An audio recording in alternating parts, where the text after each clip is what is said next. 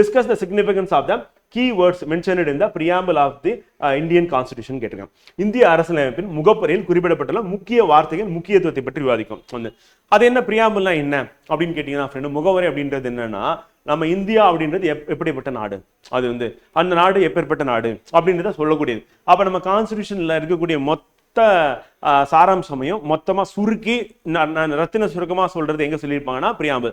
இதை சொன்னது யாரு அப்படின்னா பாத்தீங்கன்னா ஆல்ரெடி சீனியர் ஸ்டூடெண்ட்ஸ் தெரியும், objective resolution passed in the constitution assembly by Jawaharlal Nehru அதை பேசியிருப்பாரு. அப்ப அவருடைய ஸ்பீச் தான் பாத்தீங்கன்னா ஆக்சுவலா அப்படியே பிரியாம்பிளா கன்வெர்ட் ஆகுது.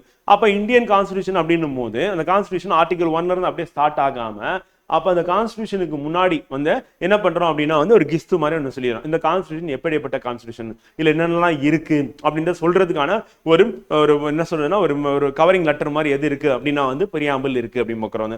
இந்த பிரியாம்பிள் அப்படின்ற கான்செப்டை ஃபர்ஸ்ட் யார் யூஸ் பண்ணா அப்படின்னா இந்த வேர்ல்டு அப்படின்னு பாத்தீங்கன்னா யூஎஸ் தான் யூஸ் பண்றாங்க அப்படின்னு பார்க்குறோம். அமெரிக்கன் கான்ஸ்டிடியூஷன்ல இருக்கு அப்படின்னு பார்க்குறோம். அப்ப இந்தியன் கான்ஸ்டிடியூஷன் நம்ம ஃபிக்ஸ் பண்றோம் அப்படின்னு பார்க்குறோம். அப்ப அதுல இருக்கக்கூடிய முக்கியமான கீவேர்ட்ஸ் என்ன அப்படின்னா, அப்ப இந்தியா அப்படின்றது எப்பேற்பட்ட நாடு அப்படின்னும் போது இந்தியா டெமோக்ராட்டிக் அப்படின்னு மக்களாட்சி, அடுத்து ரிபப்ளிக் அப்படின்னு பார்க்கிறோம். சோ அப்ப இந்தியா அப்படின்றது பாத்தீங்கன்னா டெமோக்ராட்டிக் ரிபப்ளிக்கா இருக்கு.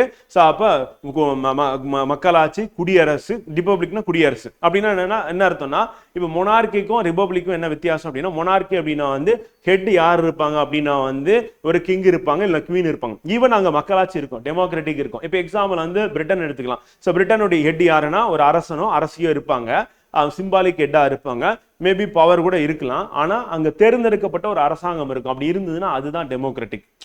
அப்ப டெமோக்ராட்டிக் இருக்கு, அங்க மொனார்க்கி இருக்கு. இங்க நமக்கு எப்படி இருக்குன்னா டெமோக்ராட்டிக் மக்களால் தேர்ந்தெடுக்கப்பட்ட ஒரு அரசாங்கம் இருக்கு.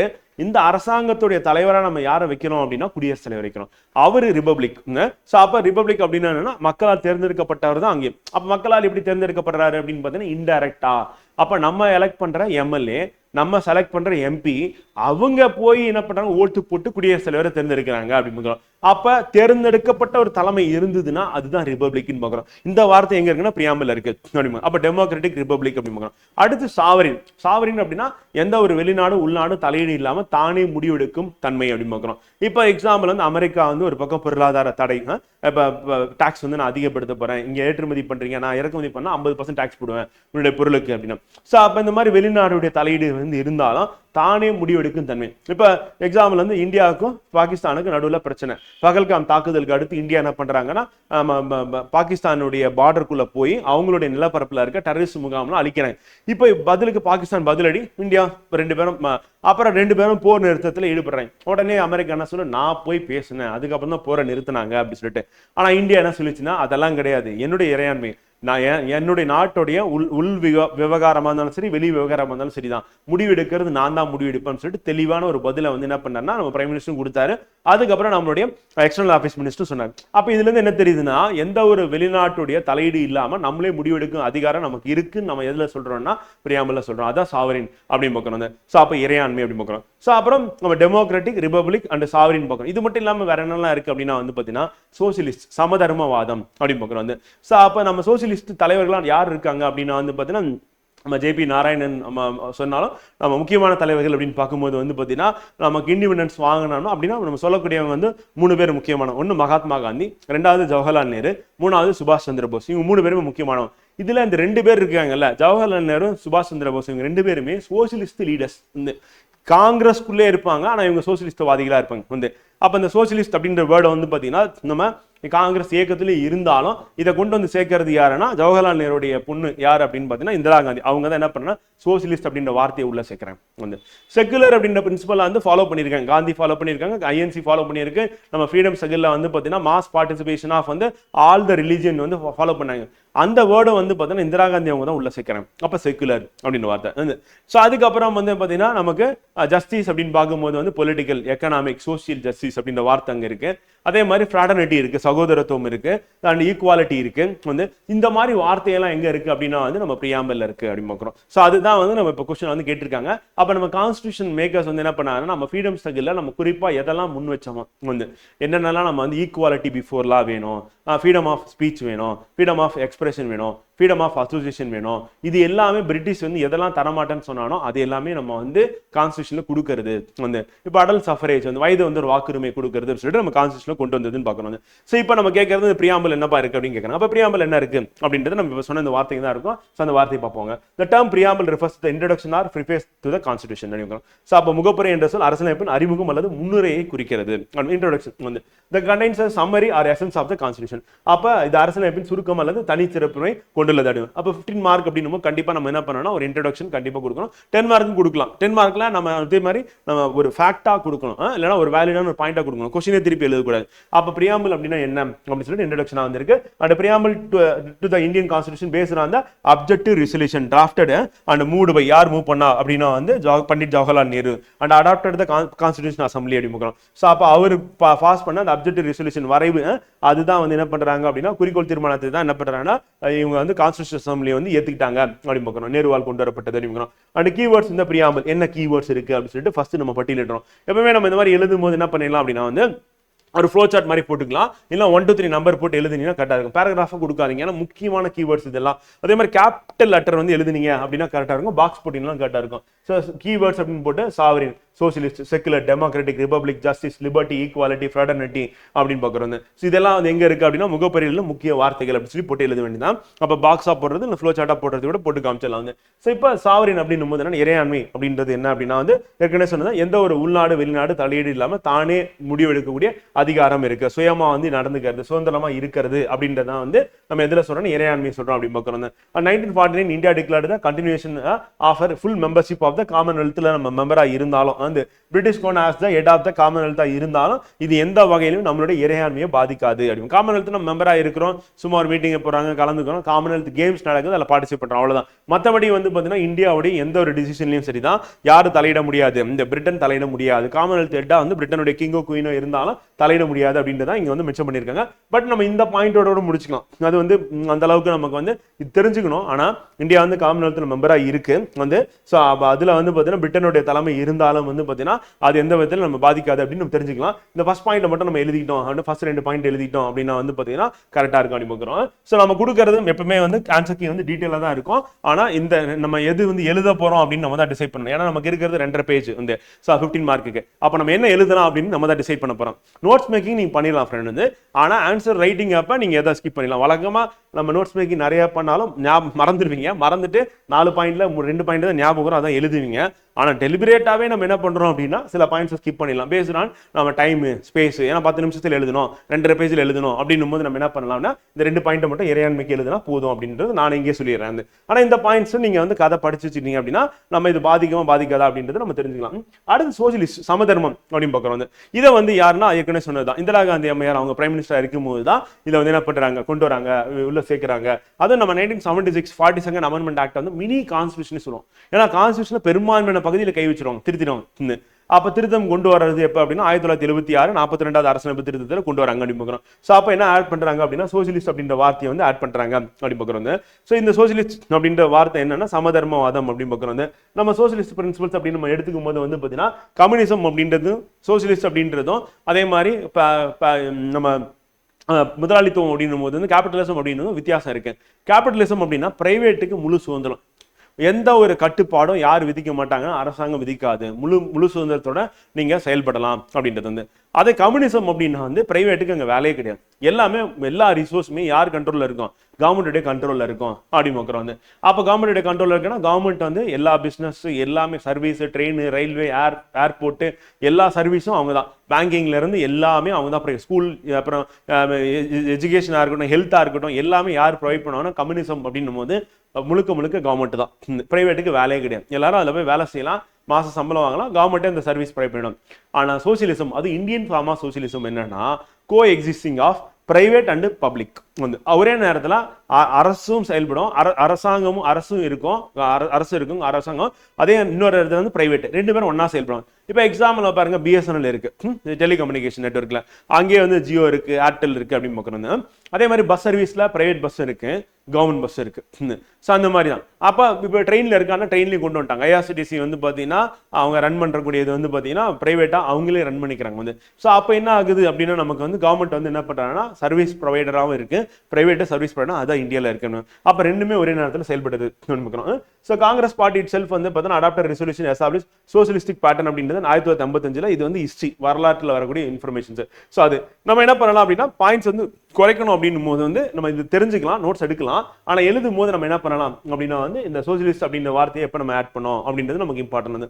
Democratic socialism and not communist socialism அப்படின்னு நம்ம சொல்லுவாங்க. அப்படின்னா என்ன அப்படின்னும் போது என்னன்னா நம்ம இதனோட சுருக்கம் என்ன அப்படின்னா நம்மளுடைய நாட்டில் கொண்டு வந்த டெமோக்ராட்டிக் சோசியலிசம் அப்படின்றது the coexisting of both private and public அப்படின்னு பார்க்குறோம். ஒரே நேரத்தில் ரெண்டுமே சேர்ந்து செயல்படுறது அப்படின்றது தான் அந்த வார்த்தை அப்படின்னு பார்க்குறோம். அதே வந்து பார்த்தீங்கன்னா Indian socialism is blend of Marxism Gandhianism and leaning heavily towards Gandhianism அப்படி பார்க்குறோம். அப்போ காந்தியோட அந்த சோசியலிஸ்டிக் வந்து பார்த்தீங்கன்னா பிரின்சிபல்ஸை நம்ம வந்து ஃபாலோ பண்ணியிருக்கோம் அப்படி பார்க்குறோம். அந்த நியூ எக்கனாமிக் பாலிசி வந்ததுக்கு அப்புறம் இந்த சோசியலிசம் அப்படின்னு டைலூட் ஆயிடுச்சு. இப்போ முடிஞ்ச வரைக்கும் கவர்மெண்ட் என்ன பண்ணுறாங்க, வித்ரா பண்ணுறாங்க. இப்போ ஏர் இந்தியா ஷேர்ஸ்லாம் சேல் பண்ணிட்டாங்க.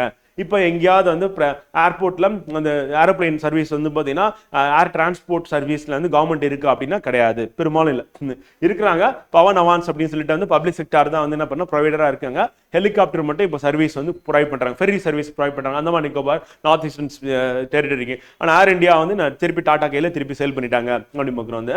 ஸோ அப்போ சோசியலிசம் முடிஞ்சிருச்சு. இதுல இருக்க கதையெல்லாம் இவ்வளோ இருக்கும் ஃப்ரெண்ட் வந்து. ஆனால் நம்ம எழுத போறது அப்படின்னு பார்த்தீங்கன்னா ஃபர்ஸ்ட் இந்த 1976ல உள்ள கொண்டு வந்தாங்க அப்படின்றது நமக்கு வந்து இம்பார்ட்டன் அப்படின்னு பார்க்குறோம். ஸோ அந்த பாயிண்ட்டை நம்ம எழுதுற மாதிரி இருக்கும். And Indian form of socialism அப்படின்னா டெமோக்ராட்டிக் சோசியலிசம் அப்படின்னு. அப்போ co existing side by side வந்து யாருன்னா பிரைவேட் அண்ட் பப்ளிக் சொல்லிட்டு இந்த 4th பாயிண்ட் எழுதுனீங்கன்னா போதுமான இருக்கும். இந்த மாதிரி ஒரு 5 வாட்டி படிக்கும் போது என்னன்னா உங்களுக்கு கிளியரா அந்த கேள்விக்கான பதில் என்ன எழுதுனாலும் முடிவு பண்ணணும். ஆனா இதே கேள்வி அப்படியே கேட்க மாட்டாங்க, மாடிஃபை பண்ணி கேட்பாங்க. கேட்கும் போது நம்ம மற்ற பாயிண்ட்ஸும் நம்ம எழுதுற மாதிரி இருக்கும். ஈவன் சோசியலிசத்தை பட்டு மட்டுமே கேட்கறாங்க அப்படின்னா வந்து என்ன ஆகும்னா நம்ம இங்க எழுதிருக்க இந்த 6 பாயிண்ட்டுமே நமக்கு தேவைப்படும். எப்ப அப்படின்னா டிஎன்பிசி மெயின்ஸ்ல வந்து. ஸோ அதனால நம்ம வந்து இங்க இருக்கிற பாயிண்ட்ஸை வந்து நோட்ஸ் மேக்கிங் பண்ணாம விட்டுறக்கூடாது. இந்த கேள்விக்கு தகுந்த மாதிரி எழுதுறதுக்கு என்னென்ன பாயிண்ட்ஸ் எழுதலாம்னு சொல்லி நம்ம நோட்ஸ் எடுத்ததுக்கு அப்புறம் டிசைட் பண்ணிக்கலாம். ஆனா இந்த 6 பாயிண்ட்டுமே உங்க நோட் புக்ல இருக்கணும். அது வந்து கிறிஸ்பா இருக்கணும். புரியுதா? அப்ப சோசியலிசத்தை பத்தி டீடைலா கேட்கறாங்க அப்படின்னும் போது 6 பாயிண்ட் வந்து நமக்கு இம்பார்ட்டன்டான பாயிண்ட்ஸா இருக்கும் நினைக்கிறோம். அண்ட் செக்குலர் அப்படின்னு பார்க்கும்போது இந்த வார்த்தை எப்ப சேர்க்கிறாங்க அப்படின்னா அதுவும் 1976 42nd அமெண்ட்மெண்ட் ஆக்ட்ல உள்ள கொண்டு வராங்க அப்படின்னு பார்க்குறோம். So however the Supreme Court said 1974 although the word secular state was not expressly mentioned in the constitution there can be no doubt the constitution makers wanted to establish such a state அப்படி பார்க்குறோம். So அப்ப secular அப்படின்ற வார்த்தை வந்து சேர்க்கலனாலும் ஆனா அந்த மாதிரி ஒரு ஸ்டேட்டை உருவாக்குறதுக்காக கான்ஸ்டிடியூஷன் மேக்கர்ஸ் என்ன பண்றாங்க, இப்ப ஈக்குவாலிட்டி பிஃபோர் லா அப்படின்னு சொல்லி சொல்றாங்க வந்து. அப்ப செகுலர் பிரின்சிபல் தான். அப்ப நம்மளுடைய ஃபார்ம் ஆஃப் செகுலரும் அதே வெஸ்டர்ன் ஃபார்ம் ஆஃப் செகுலருக்கும் வித்தியாசம் இருக்கு. என்ன வித்தியாசம் அப்படின்னு பாத்தீங்கன்னா இந்தியன் ஃபார்ம் ஆஃப் செகுலர் அப்படின்றது வந்து வெஸ்டர்ன்ல வந்து என்னன்னா ரிலீஜனை தனியா வச்சிடணும். அரசாங்கத்துக்கும் ரிலீஜனுக்கும் தொடர்பே இருக்கக்கூடாது. அது வந்து நெகட்டிவ் ஃபார்ம் ஆஃப் செகுலரிசம் வந்து. அப்ப மதம் அப்படின்றத என்ன கொண்டு வரக்கூடாது, அரசுக்குள்ள அரசாங்கத்துக்குள்ள கொண்டே வரக்கூடாது நினைப்பாங்க.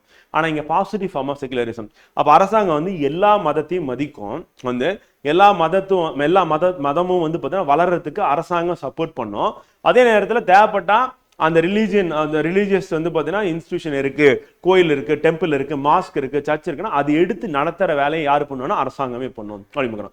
அப்போ பாசிட்டிவ் ஃபார்ம் ஆஃப் வந்து அப்போ பர்டிகுலரா நான் ஒரு ரிலீஜனை வந்து சப்போர்ட் பண்றேன், ஒரு மதம் வந்து டெவலப் ஆகிறதுக்கு நான் காரணமா இருக்கேன் அப்படின்னு இருக்காதுன்னு சொல்றேன் வந்து. ஆனா இப்போ பிஜேபி அப்படின்னா வந்து பாத்தீங்கன்னா நம்ம மோர் டுவர்ட்ஸ் வந்து அவங்க எதை நோக்கி போயிட்டு இருக்காங்க அப்படின்னா வந்து நல்லாவே தெரியும். இப்போ ராமர் டெம்பிள் வந்து பில்ட் பண்ணியிருக்காங்க அப்படின்னு பார்க்குறோம் வந்து. ஸோ அதே அயோத்தியில வந்து பாத்தீங்கன்னா ராமர் டெம்பிளுக்கு இடம் கொடுத்துட்டாங்க, பாபர் மஸ்ஜிதுக்கு இடம் கொடுத்துறாங்க. அப்ப அரசாங்கம் ரெண்டுத்தையுமே கட்டியிருந்தாங்கன்னா கரெக்டா இருக்கும். ஆனா அப்படி பண்ணல. பட் மெஜாரிட்டி இந்தியால இந்துஸ் இருக்காங்க, அவ மெஜாரிட்டி சப்போர்ட் வேணும், அவ மெஜாரிட்டி இந்துஸ் இருக்கிறதுனால அந்த சென்டிமெண்ட் ஓரியன்டா கவர்மெண்ட் வந்து இருக்கிறாங்க வந்து. அதே இங்க தமிழ்நாடு அப்படின்னு எடுத்துக்கிட்டா தமிழ்நாடு அரசு வந்து முதலமைச்சருக்கு என்னன்னா நாத்திகவாதி, என்னன்னா அவங்களுக்கு வந்து கடவுள் இல்லை, கடவுள் எதிர்ப்பு கோட்பாட்டை தான் ஃபாலோ பண்ணுவாங்க. ஆனா அவங்களுடைய கவுன்சில் ஆஃப் மினிஸ்டர்ஸ்ல ஒரு மினிஸ்டர் வந்து டெடிகேட்டட் ஃபார் வந்து பார்த்தீங்கன்னா இந்து ரிலீஜியஸ் என்டோவ்மெண்ட் டிபார்ட்மெண்ட்டுக்காக ஒரு மினிஸ்டரே இருக்காரு. அப்ப அந்த மினிஸ்டருடைய வேலை என்ன அப்படின்னா அது எல்லா கோயிலுமே வந்து சிறப்பா வந்து இருக்கணும், குடமுழுக்கு எடுக்கிறது, இது வந்து கும்பாபிஷேகம் பண்றது சொல்லிட்டு தொடர்ந்து நற்பணி அந்த கோயில் வந்து பார்த்தீங்கன்னா நிர்வாகத்துல வந்து என்னென்னலாம் கட்டுமான பணி வந்து பண்ணலாம், அதே லாபகரமா அந்த துறையை வந்து எப்படி இயக்கலாம் அப்படின்னு சொல்லிட்டு செயல்படுத்திட்டு இருக்கேன். அப்ப இது வந்து பக்தர்களுடைய சென்ட்ரிக் ஓரியன்டா வந்து பாத்தீங்கன்னா அந்த இந்து ரிலீஜியஸ் சென்டிமெண்ட் வந்து சப்போர்ட் பண்ற மாதிரி ஆக்டிவிட்டிஸ் வந்து ஈடுபடுறேன். ஸோ இதுதான் வந்து பாசிட்டிவ் ஃபார்ம் ஆஃப் செகுலரிசம் அப்படின்னு பார்க்குறோம். அது இந்தியாவில இருக்கு அப்படின்னு பார்க்குறோம். ஸோ அதுதான் இந்த செகுலர் அப்படின்றதுல கொடுத்துருப்பாங்க அப்படின்னு பார்க்குறோம். மதச்சார்பற்றது அப்படின்னு வந்து வார்த்தை வந்து சேர்க்கலனாலும் அது வந்து இருக்கு கான்ஸ்டிடியூஷன் மேக்கர்ஸ் சொல்லி சுப்ரீம் கோர்ட் ஜட்மெண்ட் சொல்லிடும். 1976 திருப்பி இந்திரா காந்தி அவங்க என்ன பண்ணுவாங்கன்னா 42nd அமெண்ட்மெண்ட் ஆக்ட்ல செகுலர்ன்ற வேர்டு ஆட் பண்றாங்க அப்படின்னு பார்க்குறோம். ஸோ அவங்க மொத்தம் 3 வார்த்தையை சேர்ப்பாங்க ஃப்ரெண்ட். ஒன்று சோசியலிஸ்ட், செகண்ட் செக்குலர், தேர்ட் வந்து இன்டெகிரிட்டி அப்படின்னு பார்க்குறோம். ஸோ இந்த மூணுமே வந்து அவங்க வந்து சேர்க்கக்கூடிய வார்த்தையாக இருக்கும் அப்படின்னு பார்க்குறோம். And Indian constitution embodies positive concept of secularism, that is all religions in our country irrespective of other strength have the same status and support from the government state. அதனால சிஎம் என்ன பண்ணுவார் அப்படின்னா ரம்ஜானுக்கு போயிட்டு நோம்பு கஞ்சி குடிக்கிறது, அதே வந்து கிறிஸ்மஸுக்கு போயிட்டு கேக்கு கட் பண்ணி செலிப்ரேட் பண்ணுறது வந்து. ஸோ அந்த மாதிரி வந்து பொங்கல் அப்போ என்ன பண்ணுறது, ஒரு கரண்டி போட்டு பொங்கலை கிண்டுறது வந்து. ஸோ இது எல்லாமே வந்து பார்த்தீங்கன்னா பண்ணுறது அப்படின்றது பண்ணுவாங்க வந்து. இது ஈவன் வந்து நம்ம பிரைம் மினிஸ்டர்லேருந்து பிரசிடென்ட்லேருந்து சிஎம் வரையும் பண்ணுறாங்க. இதுதான் பாசிட்டிவ் ஃபார்ம் ஆஃப் செகுலரிசம் அப்படின்னு பார்க்குறோம். இப்போ வாழ்த்து சொல்கிறது, இப்போ கிறிஸ்மஸ் வாழ்த்து சொல்கிறது, ரம்ஜான் வாழ்த்து சொல்கிறது, அதே மாதிரி வந்து பொங்கலுக்கு வாழ்த்து தெரிவிக்கிறது அப்படின்னு தொடர்ந்து பண்ணிகிட்டே தான் இருக்காங்க வந்து. ஸோ அப்போ மதம் அப்படின்றது வந்து பார்த்தீங்கன்னா தனிப்பட்ட ஒன்றாக தான் பார்க்கணும் அப்படின்னு சொல்லிட்டு நம்ம சொசைட்டி வந்து அப்படி தான் இருக்குது வந்து. ஸோ எல்லாரும் வந்து சமம் தான், எல்லாம் ஈக்குவல் ஸ்டேட்டஸ் தான் அப்படின்றது இருக்கு அறிமுகம். இது ஒரு சூப்பரான ஒரு விஷயமா வந்து உலகத்துக்கு வந்து ஒரு எக்ஸாம்பிளா வந்து நம்ம வந்து இருந்துட்டு இருக்கோம். எப்படி ஒரு மல்டி கல்ச்சர், மல்டி ரிலீஜியன், இவ்வளோ டைவர்சிட்டி கண்ட்ரி வந்து ஒன்னா சேர்ந்து 75 வருஷம் தாண்டி இருக்கிறாங்க அப்படின்றதே ஒரு ஆச்சரியமான ஒரு விஷயமா இருக்கும் அப்படின்னு பார்க்குறோம். அப்போ இந்தியான்னு ஒரு நாடு வந்து இவ்வளோ மல்டி கல்ச்சர், இவ்வளோ டைவர்ஸ் பீப்புள் ஒன்னா சேர்ந்து இருக்கும் போது உலகம் நம்ம ஏன் ஒன்னா இருக்கக்கூடாது, நம்ம ஏன் வந்து அடிச்சுக்கணும், நம்ம ஏன் வந்து இது உக்ரைன் அண்ட் ரஷ்யா வார் ஏன் நடக்கணும், அதே மாதிரி பாலஸ்தீனம் வந்து இஸ்ரேலியா வார் ஏன் நடக்கணும், இவ்வளோ பெரிய நாட்டில் இத்தனை ரிலீஜன் இருக்கு, இவ்வளோ ரேஸ் இருக்கிறாங்க, இது எல்லாமே ஒன்னா சேர்ந்து வாழும்போது நம்ம ஏன் வாழக்கூடாது அப்படின்னு சொல்லி மற்ற நாடுகளும் உலகமும் யோசிக்கிறதுக்கான ஒரு வாய்ப்பா வந்து பார்த்தீங்கன்னா இந்தியா வந்து இருக்கு அப்படின்னு. அடுத்து டெமோக்ராட்டிக் மக்களாட்சி. டெமோக்ராட்டிக் சூப்பரான விஷயம் என்னன்னா நம்ம ஹிஸ்டாரிக்கலாக போகும்போது இந்த குடவோலை சிஸ்டம் அப்படின்னு சொல்லி சொல்லுவாங்க. ஸோ இப்போ குடவோலை முறை அப்படின்னும் போது வந்து ஒரு குடத்துல வந்து அந்த ஊரில் இருக்கிறவங்க, இப்போ எக்ஸாம்பிள் வரி செலுத்துறவங்க இல்லை நிலம் வச்சிருக்கிறவங்க அப்படி சொல்லிட்டு ஒரு படித்தவங்க, கல்வி அறிவு பெற்றவங்க சொல்லிட்டு அவங்க குறிப்பாக அவங்கள செலக்ட் பண்ணி அவங்களோட பேர்லாம் ஒரு குடத்துல போட்டுட்டு அந்த குடத்துல இருக்கக்கூடிய ஒரு சீட்டை வந்து எடுத்து கொடுக்கறது. ஒரு குழந்தை வந்து அந்த சீட்டில் யார் பேர் வருதோ அவங்கள வந்து தலைவராக வந்து செலக்ட் பண்ணுறது. அப்போ ஒரு அரசன் இருக்கான், அரசனுடைய சுற்றத்தார் இருக்காங்க, அவங்கள வந்து ஒவ்வொரு கிராமத்திலையும் வந்து பார்த்தீங்கன்னா தலைவராக போடாமல் அந்த கிராம மக்கள்ல இருந்து ஒருத்தரை தெரிஞ்செடுக்கணும். அப்போ இந்த மக்களாட்சி அப்படின்றது வந்து பார்த்தீங்கன்னா இந்த டெமோக்ராட்டிக் செட்டப் அப்படின்றது நம்ம அப்பவே கொண்டு வந்துட்டோம் அப்படி பார்க்குறோம். ஸோ அப்போ இந்தியாவில் டெமோக்ரஸி அப்படின்னு 2 டைப் இருக்கு, ஒன்று டைரக்ட், இன்னொன்று இன்டைரக்ட். இப்போ அமெரிக்காவில் பிரசிடென்ட் எப்படி செலக்ட் பண்ணுவாங்க, டொனால்ட் ட்ரம்ப் எப்படின்னா ஓட்டு போட்டு தேர்ந்தெடுத்தாங்க. ஆனால் இந்தியாவில் நம்மளுடைய பிரசிடென்ட் வந்து திரௌபதி முர்மு அவர்களை வந்து எப்படி செலக்ட் பண்ணாங்க அப்படின்னா இன்டைரக்டா அப்படின்னு. ஸோ இப்போ இன்டைரக்ட் அப்படின்னா நம்ம செலக்ட் பண்ண எம்பிஸ் அண்ட் எம்எல்ஏஸ் என்ன பண்றாங்க, ஓட்டு போடுறாங்க. அந்த மெத்தட் ஆஃப் ஓட்டிங் அப்படின்றது எல்லாமே நம்ம கிளாஸ்ல வந்து சொல்லுவோம் வந்து அது ப்ரொபோஷனல் ரெப்ரசன்டேஷன் அப்படின்னு சொல்லி சொல்லுவோம். வந்து சிங்கிள் டிரான்ஸ்ஃபரல் ஓட் அப்படி சிஸ்டம் அப்படின்னு சொல்லி சொல்லுவாங்க. அதாவது என்னன்னா விகிதாச்சார முறையில் தேர்ந்தெடுப்பாங்க. இங்கே நமக்கு வந்து பார்த்தீங்கன்னா இப்போ ஒருத்தர் நிக்கிறாரு எலெக்ஷன்ல, எம்எல்ஏ எம்பி நிக்கிறாரு, அந்த தொகுதியில மொத்தம் 1 லட்சம் பேர் இருக்காங்க வாக்காளர்கள் அப்படின்னு பார்க்குறோம். அப்போ அந்த 1 லட்சம் பேர்ல வாக்காளர்கள் வந்து ஒரு 10 பேர் நிக்கிறாங்கன்னா 10 பேருக்கும் வந்து பார்த்தீங்கன்னா 10,000, 5,000, 7,000, 8,000 அப்படின்னு சொல்லிட்டு ஓட்டு போட்டுட்டு. அப்போ அதிகமா யார் ஓட்டு வாங்கினாங்க, 16,000 ஓட்டு வாங்கின ஒரு கேண்டிடேட் இருக்காருன்னா அவர் தான் வின் பண்ணுவார். அப்போ யோசிச்சு பாருங்க, 1 லட்சம் பேர் இருக்காங்க, இந்த 1 லட்சம் பேர்ல 11,000 பேர் ஓட்டு போட்டு ஜெயிச்ச கேண்டிடேட் என்ன பண்ணா எம்பி ஆக முடியும் அப்படின்னு மாதிரி ஒரு எக்ஸாம்பிள் சொல்றேன்.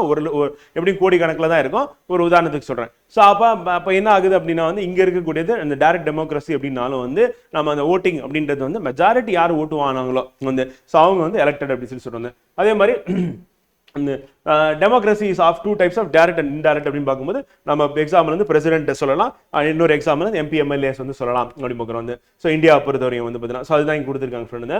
அண்ட் யூனிவர்சல் அடல்ட் ஃப்ரான்ச்சைஸ் வந்து இந்தியாவில் இருக்கு, வயது வந்து ஒரு வாக்குரிமை. பிரிட்டனே சொன்னாங்க அது மாதிரிலாம் கொடுக்காதீங்க, அது வந்து நடத்த முடியாது, உங்களால் எலெக்ஷனே கண்டக்ட் பண்ண முடியாதுன்னு சொல்லிட்டு.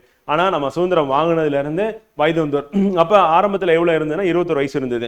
ராஜீவ்காந்தி பீரியட்ல தான் என்ன பண்றாங்கன்னா 18 வயசாக குறைக்கிறாங்க வந்து. இப்போ இந்தியாவில் நடக்கக்கூடிய எலெக்ஷன் வந்து உலகத்துக்கே வந்து ஆச்சரியமான ஒரு விஷயமா இருக்கும். ஏன்னா இவ்வளோ கோடி பேர் மக்கள் இருக்காங்க, 100 கோடி பேர் வந்து ஓட்டு போட போறாங்க அப்படின்னும் போது எலெக்ஷன்ல வந்து எம்பி எலெக்ஷன்ல வந்து ஓட்டு போட்டாங்க அப்படின்னும் போது அது ஒரு ஆச்சரியமான ஒரு விஷயமா இருக்கு அப்படின்னு பார்க்குறோம் வந்து. ஸோ இப்போ டெமோக்ராட்டிக் அப்படின்றது பிரியாம்பிள் வந்து broader sense embracing not only political democracy but also social and economic democracy இந்தியாவில் வந்து இருக்கு அப்படின்னு பார்க்குறோம் வந்து. இதான் டாக்டர் அம்பேத்கர் வந்து பார்த்தீங்கன்னா கான்ஸ்டியூஷன் அசம்பிளி அவரோட ஸ்பீச்ல வந்து சொல்லியிருப்பாரு, political democracy cannot last unless there is lies between base of its social democracy அப்படின்னு சொல்லிட்டு.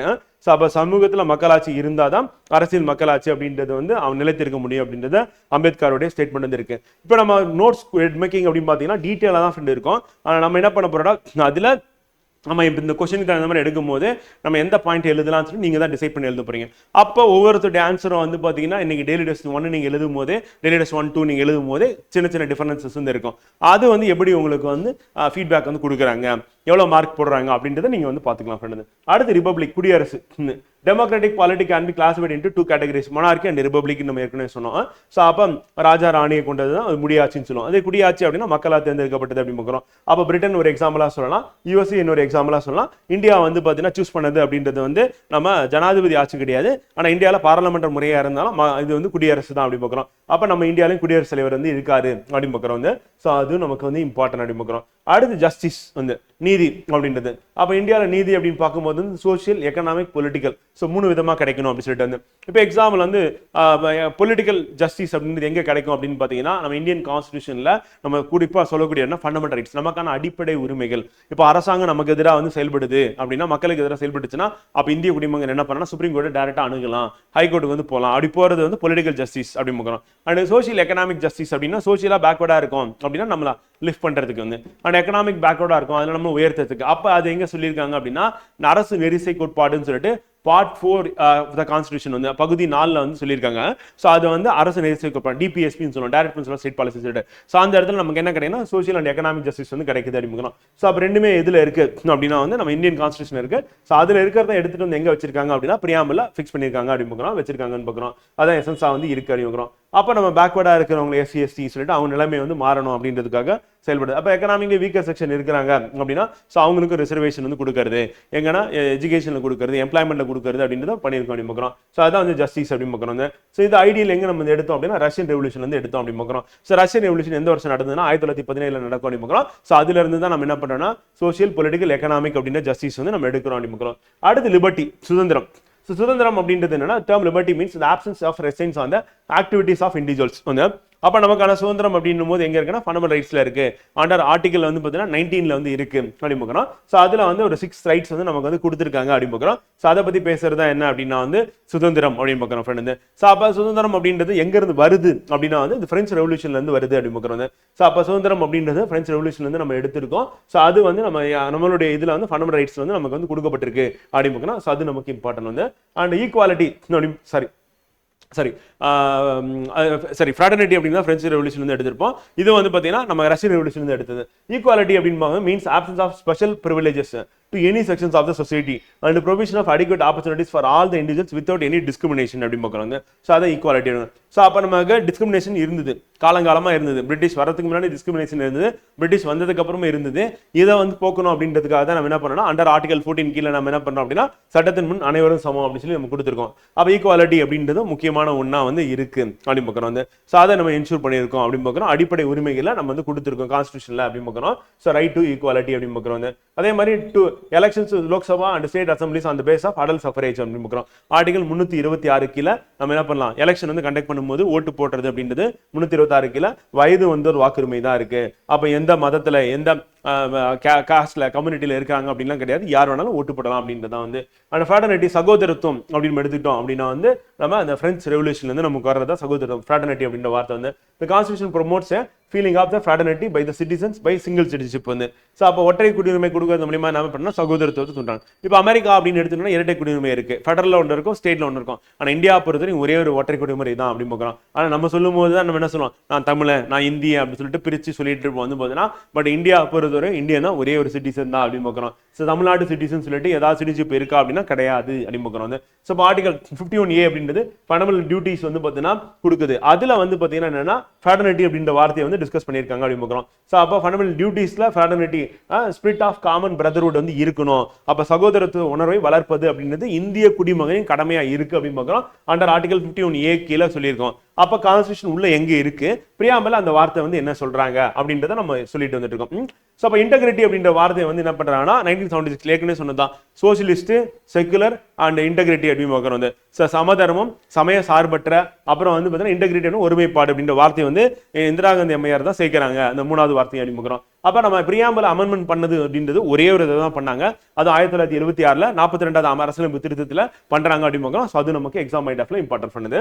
shall be the duty of every citizen of India renounce practice of derogatory dignity of women அப்படின்னு பார்க்கறோம். So அப்ப பெண்களை இழிவா நடத்துறது அப்படின்றத நம்ம கைவிடணும் அப்படின்றத அதுல சொல்லியிருப்பாங்க வந்து பார்த்தீங்கன்னா. And unity and integrity of nation அப்படின்றது embraces the psychological territorial dimensions of national integration அப்படின்றதுக்காக கொண்டு வந்தோம். அப்போ ஒருமைப்பாடு நமக்குள்ள அவசியம் அப்படின்றதுனால அந்த வார்த்தையை 1976 42nd அமெண்ட்மெண்ட் ஆக்ட்ல அது இன்சர்ட் பண்றாங்க அப்படின்னு பார்க்குறோம். ஸோ இது எல்லாமே வந்து எங்க இருக்கு அப்படின்னா வந்து பார்த்தீங்கன்னா நம்மளுடைய பிரியாம்பிள் இருக்கிறது. அந்த பிரியாம்பிள் என்ன சொல்ல வராங்க அது மூலியமா அப்படின்றத நம்ம பார்த்தோம். ஃபைனலாக கன்க்ளூஷன் அப்படின்றது வந்து பார்த்தீங்கன்னா அந்த பிரியாம்பிள் அப்படின்றது வந்து encapsulate vision and philosophy of the Indian கான்ஸ்டிடியூஷனா வந்து இருக்கு. இந்திய அரசியலமைப்பின் தொலைநோக்கு பார்வை மற்றும் தத்துவத்தை உள்ளடக்கியதா இது வந்து இருக்கு அப்படின்னு பார்க்குறோம். வந்து and preamble is not just an introduction but the soul of the constitution reflect the aspiration of the people of India அப்படி சொல்லிட்டு நம்ம இதை கன்க்ளூட் பண்ணாலும் இது வந்து பெட்டர் கன்க்ளூஷனா இருக்கிறதுக்கான வாய்ப்பு இருக்கு அப்படின்னு பார்க்குறோம். ஸோ ஃபோர்த் பாயிண்ட் நம்ம இதில் 4 கொடுத்துருப்போம் கன்க்ளூஷன். இதுல ஏதாவது ஒன்று உங்களுக்கு பிடிச்சது இந்த கொஸ்டினுக்கு ரிலவெண்டா இருக்கிற மாதிரி தோன்றது நீங்க எடுத்து போகலாம். அண்ட் ஃபோர்த் வந்து பெட்டராகவே இருக்கு அப்படின்னு பார்க்குறோம். ஸோ அதை சொல்லிட்டு போயிடலாம்.